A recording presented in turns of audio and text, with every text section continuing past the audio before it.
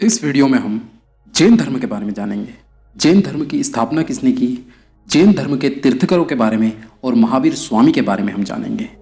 तो ऐसे ही educational videos देखने के लिए चैनल को सब्सक्राइब जरूर करिएगा। तो दोस्तों, जैन धर्म के बारे में हम जानते हैं। जैन शब्द की उत्पत्ति जीन शब्द से हुई है, जिसका अर्थ है विजेता यानी जीतने वाला।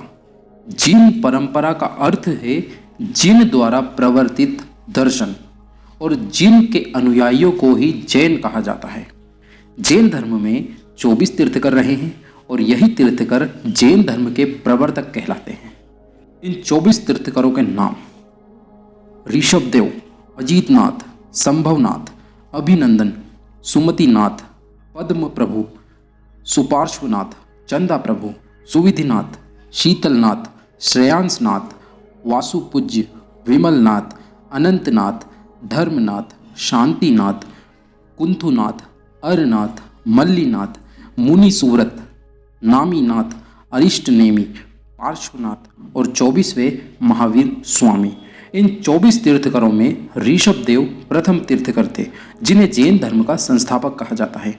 ऋषभदेव को आदिनाथ भी कहा जाता है। इनके पिता इक्ष्वाकु वंश के राजा थे, जिनका नाम था नाभिराज। ऋषभदेव का जन्म स्थल अयोध्या को माना जाता है। अब हम जानते हैं जैन धर्म के अंतिम एवं 24वें तीर्थंकर के बारे में, जिनका नाम है महावीर स्वामी। महावीर स्वामी को जैन धर्म का वास्तविक संस्थापक माना जाता है। महावीर स्वामी का जन्म 540 ईसा पूर्व में वैशाली के निकट कुंड ग्राम में हुआ था, जो कि वर्तमान में बिहार में स्थित है। कुछ लोग इसे 599 ईसा पूर्व बताते हैं। तो दोस्तों, महावीर स्वामी के बारे में जानते हैं। महावीर के पिता का नाम था सिद्धार्थ। ये सिद्धार्थ वो गौतम बुद्ध नहीं है, ये सिद्धार्थ अलग है। तो इनके पिता का नाम सिद्धार्थ था, जो कि कुंड ग्राम गणराज्य के राजा थे और इक्ष्वाकु वंश से ही बिलोंग करते थे। महावीर की माता का नाम था त्रिशला, जो कि लिच्छवी राजा चेटक की बहन थी, और महावीर के बड़े भाई का नाम था नंदीवर्धन। महावीर के बचपन का नाम था वर्धमान। तो हमने देखा कि महावीर के पिता का नाम था सिद्धार्थ, इनकी माता का नाम था त्रिशला, इनके बड़े भाई का नाम था नंदीवर्धन और महावीर के बचपन का नाम था वर्धमान। श्वेतांबर परंपरा के अनुसार इनका विवाह यशोदा नाम की कन्या के साथ हुआ, यानी इनकी पत्नी का नाम था यशोदा। महावीर की पुत्री का नाम था प्रियदर्शिनी और प्रियदर्शिनी का विवाह राजकुमार जमाली के साथ हुआ था, अर्थात महावीर के दामाद का नाम था जमाली। 30 वर्ष की आयु में महावीर के माता पिता की मृत्यु के पश्चात उन्होंने अपने बड़े भाई नंदीवर्धन से अनुमति ली और गृह त्याग दिया एवं संन्यास जीवन स्वीकार किया। 12 वर्षों की कठिन तपस्या के बाद महावीर को जंभिक ग्राम के पास ऋजुपालिका नदी के तट पर साल वृक्ष के नीचे केवल्य ज्ञान की प्राप्ति हुई, अर्थात उन्हें संपूर्ण ज्ञान का बोध हो गया। उस समय महावीर की उम्र 42 वर्ष की थी। तभी से महावीर को जिन, अरहत एवं निर्ग्रंथ कहा जाता है।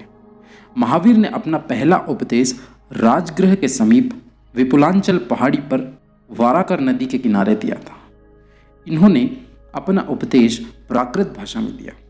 इनके प्रथम उपदेश को वीर शासन उदय कहा जाता है। तो ये बात हो गई उनके उपदेश की। महावीर के प्रथम अनुयायी मतलब शिष्य, तो उनके प्रथम अनुयायी थे उनके दामाद जमाली और प्रथम शिष्या थी चंदना, जिसे चंपा भी कहा जाता था। दोस्तों, जैन संगीतियों के बारे में हम जानते हैं।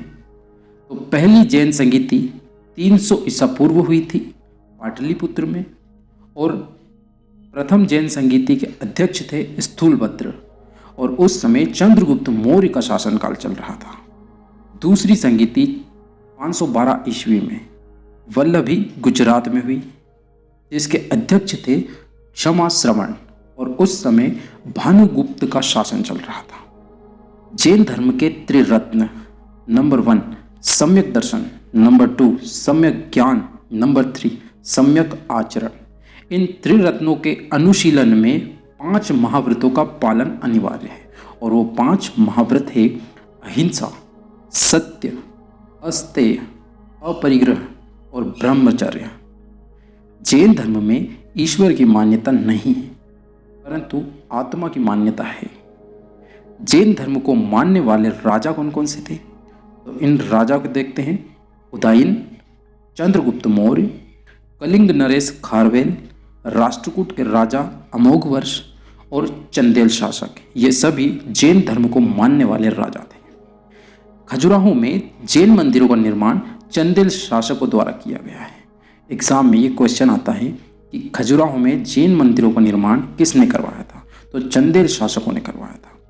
जैन तीर्थंकरों की जीवनी भद्रबाहु द्वारा रचित कल्पसूत्र में है। भद्रबाहु जो कि जैन धर्म के ही अनुयायी थे, उन्होंने अपनी कुछ किताब लिखी है जिसका नाम है कल्पसूत्र। उसमें जैन तीर्थंकरों के बारे में जानकारी मिलती है।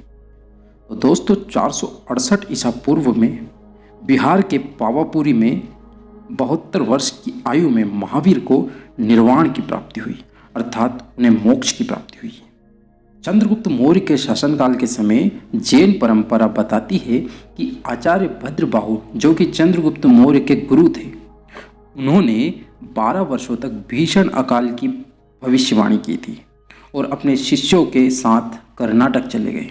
आचार्य भद्रबाहु के शिष्य थे स्थूलभद्र।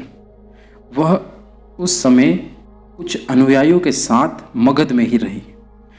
जब भद्रबाहु वापस लौटे तब मगध के साधुओं से उनका गहरा मतभेद हुआ और जिसके परिणाम स्वरूप जैन धर्म 2 संप्रदायों में बंट गया, श्वेतांबर और दिगंबर।